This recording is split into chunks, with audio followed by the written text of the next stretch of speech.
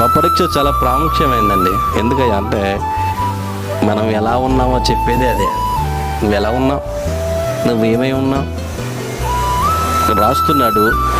మీరు విశ్వాసం గలవారిగా ఉన్నారో లేదో మిమ్మల్ని మీరు ఏం చేసుకోండి, శోధించుకోండి. ప్రభు చెప్తున్నాడు మనల్ని మనం ఏం చేసుకోవాలటండి, శోధించుకోవాలట. వాళ్ళ విశ్వాసం ఎంత ఉంది చెప్పండి, వాళ్ళ విశ్వాసము ఎంత ఉంది అని పరిస్థితులు సహకరిస్తుండగా మిమ్మల్ని మీరు ఏం చేసుకుంటూ ఉండాలి, శోధించుకుంటూ ఉండాలి.